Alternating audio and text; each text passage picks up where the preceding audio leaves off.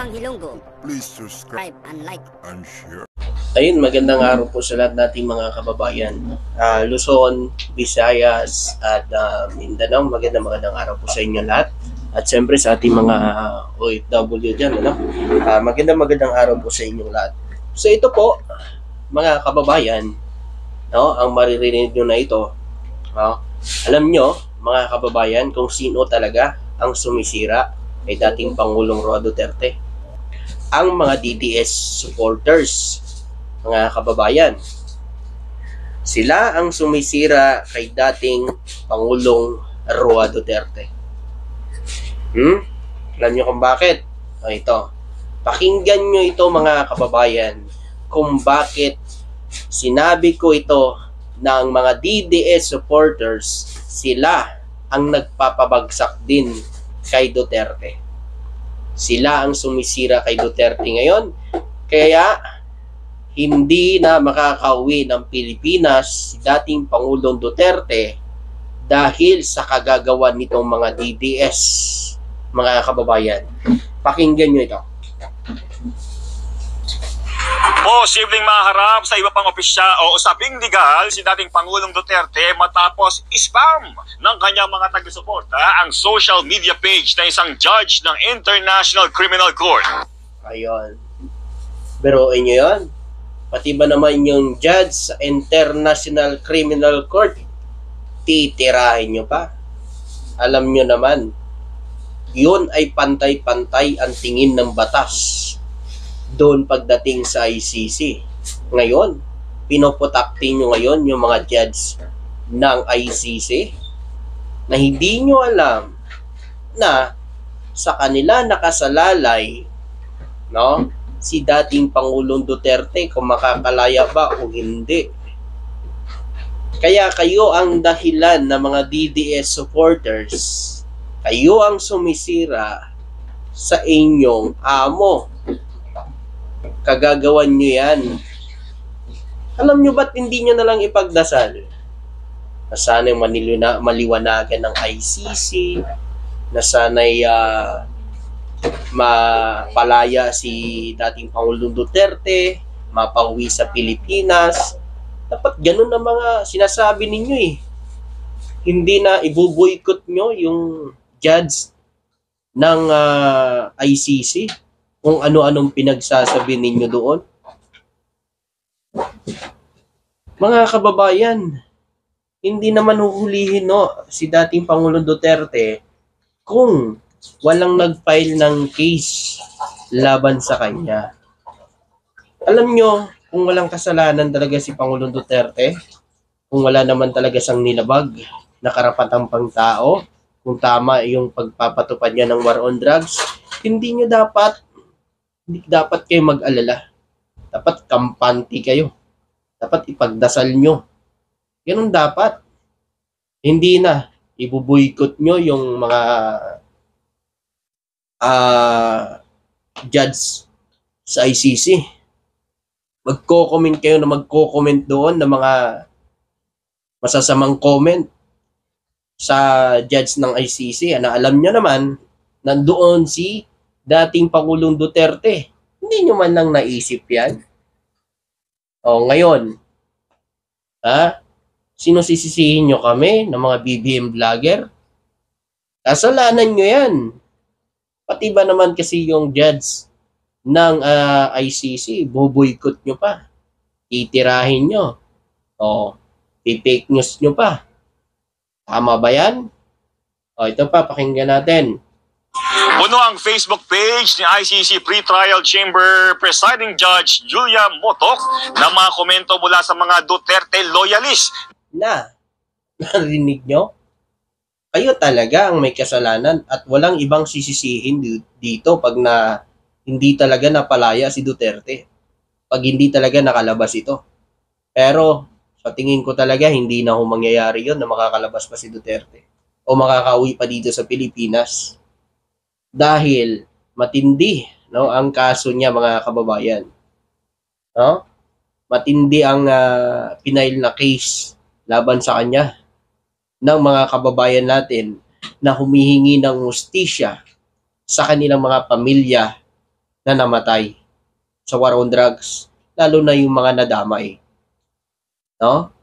Alam nyo, mayroon tayong video dyan, kung napanood nyo yan, ako, hindi kayo Pilipino pag hindi nyo ramdam ang kanilang mga emotion, ang kanilang nararamdaman, simula nang nawalan sila ng pamilya. Simula nang nawalan ng kanilang asawa, nawalan ang kanilang mga anak, dahil sa war on drugs. Paano kung sa inyo nangyari yun? Paano kung sa inyo nangyari na nadamay ang isang anak nyo dahil sa war on drugs? Ano gagawin nyo? Sasabihin nyo, okay lang, madamay ang anak ko. Idol ko naman niya si Duterte. Ganun ba sasabihin nyo? Hindi, di ba? Hihingi ka ng hustisya katulad ng ginagawa nila ngayon. Humihingi sila ng hustisya o katarungan sa kanilang pamilya na nadamay sa war on drugs. Kaya, huwag yung sabihin na bayaran yung mga yan. Kahit puntahan nyo pa yung mga na-interview na yan, puntahan nyo yan, at isa-isahin nyo, tanungin nyo kung ano ang mga nangyari. May CCTV pa nga yan eh. Abangan nyo po mga kababayan. Yung CCTV na inilabas nila na sa kanila mismo galing, no, kung paano ni-raid ang bahay nila, kung paano binaril ang asawa at anak niya. So, doon nyo makikita. No, meron tayo sa susunod na video natin. Abangan nyo yun, mga kababayan. So, walang ibang masisi dito, kundi kayong mga DDS. Hindi kasi kayo manahimik eh. Dapat pinagdasal nyo na lang eh. Hindi na tira-tirahin nyo pa yung yung titirahin nyo pa yung mga judge ng ICC. Bakit akala nyo nandito sa Pilipinas lang yon? Siguro kung dito sa Pilipinas wala talaga mangyayari. No? Buti na lang talaga nasa ICC, mga kababayan. Dahil dito, gagawa kayo ng paraan para harangin yan. At doon talaga makamit ng hustisya ng mga biktima, no? Ng war on drugs. Makamit nila ang hustisya.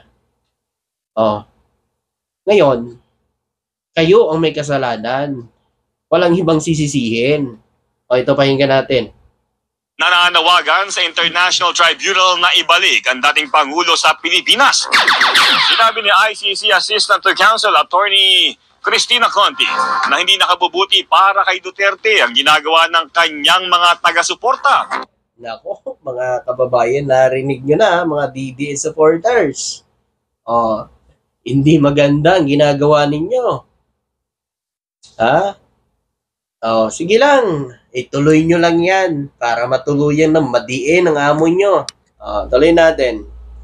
Posibleng maapektuhan din anya nito ang posibleng interim release o pansamantalang paglaya ng dating Pangulo. Nako, mga kababayan, paano ba yan? Mukhang maaapektuhan pa yung pansamantalang paglaya ni Pangulong Duterte. Narinig nyo mga DDS? Kagagawan nyo yan. Pansamantala na paglaya ni Duterte, mukhang hindi pa matutuloy. Paano ba yan? Tuloy natin.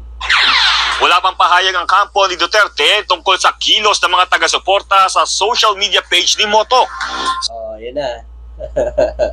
So, ayan na.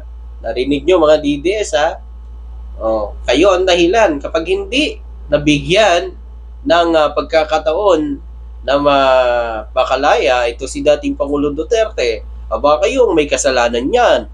Hindi ho kasalanan po yan ng administrasyon o ng taong bayan. Kasalanan nyo kasi kagagawa ninyo, binoboykot ninyo ang mga judge po doon sa ICC. Tsaka tama naman yan. Sige, boykot nyo lang na i-boykot para matuluyan na. No? Matuluyan na. Para mabigyan ng hustisya itong mga biktima ng war on drugs niya. Diba? Kaya nga sa natin mga kababayan, ito lang lagi kong sinasabi sa vlog ko. Kung walang kasalanan, lalabas ang totoo. babango pa si Duterte kasi maganda ang ginawa niya sa war on drugs. Pero, pag may kasalanan siya, abay panagutan niya. Di ba? Mismo siyang sinabi niya mismo yan, di ba? No? Ang kasalanan niya lang ay ang pagpapatupad ng AGK, ng war on drugs. Saka sinabi niya pa, di ba? Walang kasalanan dito si BBM sa ipinatupad niyang war on drugs. Pero bakit ang mga DDS ngayon, si BBM ang sinisisi? Bakit? Si BBM bang nagpatupad ng war on drugs? Kay BBM ba yan? Presidente ba si BBM dyan? 2017, nag-file ng case itong mga biktima ng war on drugs. Kabilang na dito, tulong ni Mayor Antonio Trillanes sa Caloocan, na siya ang talagang nagporsige na mag-file ng case laban kay Duterte. Noong 2017. Bakit si BBM ngayon ang dinidiin ninyo? Si BBM ngayon ang pinagbibintangan ninyo. Una sa lahat, hindi si BBM ang nagpatupad ng war on drugs. Itanong nyo yan sa isip nyo. Si Duterte ang nagpatupad ng war on drugs, hindi si PBBM. Tapos sasabihin nyo, walang utang na loob si PBBM. Ano naman ang sasabihin ni BBM? Kukampihan niya si Duterte. Anong sasabihin niya sa taong bayan? 30,000 ang humihingi ng hustisya. Anong sasabihin ni BBM sa kanila? Hindi, may utang na loob po ako kay Duterte. Kaya hindi ko po susuportahan ang anumang inakusa ninyo patungkol sa kanya at hindi ko susuportahan ng ICC. Ganun ba? Ganun ba gustong gawin ninyo kay PBBM? Paano ang taong bayan? 30,000 ang humihingi ng hustisya. Si Duterte at saka sila Bato lang. Kakampihan ba sila ni BBM? Hindi ang taong bayan na mga kababayan natin mahihirap na sila ang humihingi ng hustisya. At sabi nyo walang mali. Wala naman palang mali. Huwag kayong mag-alala kasi wala naman palang mali sa ginawa niya. Lalabas naman ang totoo. Diba?